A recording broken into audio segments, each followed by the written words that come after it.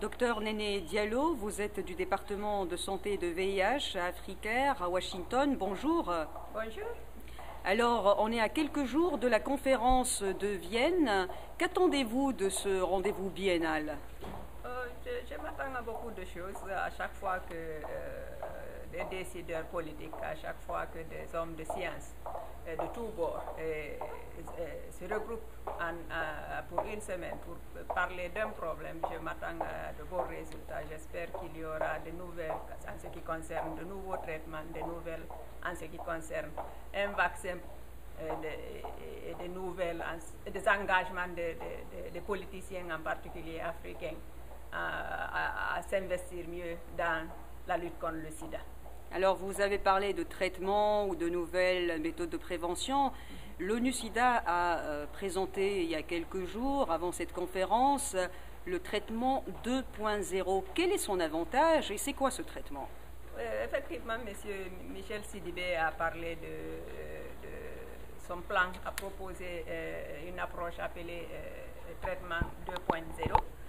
Qui consiste à premièrement, encourager la recherche et le développement d'un médicament qui est plus facile à prendre pour les malades acidatiques, c'est-à-dire par exemple en une dose, ce qui aiderait énormément pour que l'assiduité avec le traitement, car ça c'est un gros problème actuellement, quand le malade commence le traitement et il ne le continue pas parce qu'il y a des effets secondaires ou parce que ça demande trop de prise, ça crée la résistance. Et la résistance aux ARV conduit à un taux plus élevé de mortalité, bien sûr, mais aussi à la transmission d'une résistance passive aux nouveaux infectés.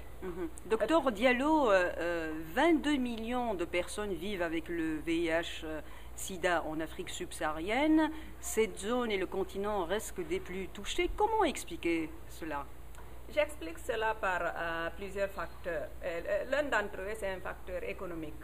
La pauvreté joue un facteur très important. Quand une femme n'a pas de quoi nourrir ses enfants et vous voulez lui parler de prévention, de ce qui pourrait lui arriver dans 10 ans si elle avait le VIH aujourd'hui, elle ne vous écoute pas, bien sûr. Donc il y a plusieurs problèmes dont les populations sont confrontées et auxquels je me dis qu'un programme intégré est nécessaire pour adresser tous les problèmes dont souffrent les gens et pas juste le VIH pris individuellement.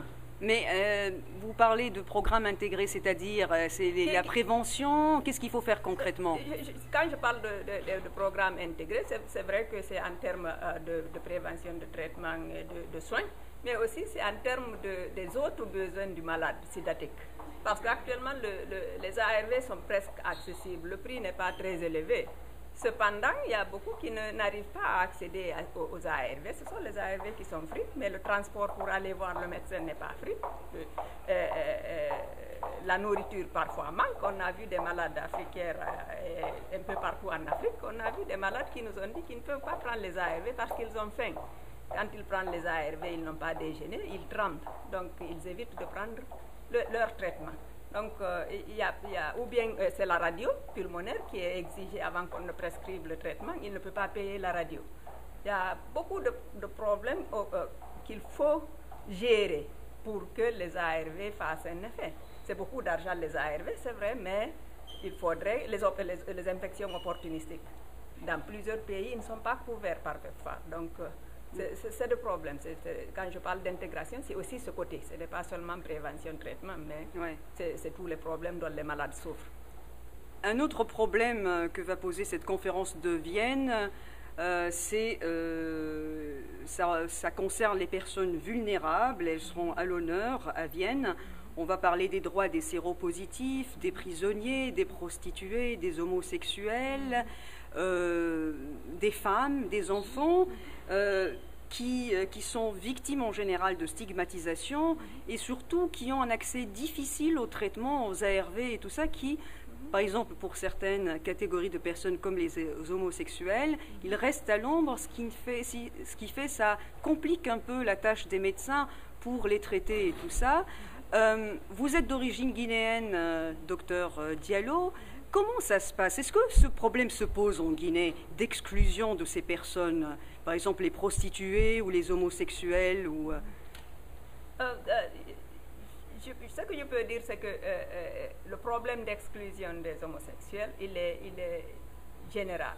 Il y a 35 pays d'Afrique qui, justement, ont des problèmes. Mais en Guinée, il n'y a pas eu loi encore pour dire, comme j'ai entendu dans d'autres pays, pour dire que l'homosexualité est criminalisée dans le pays.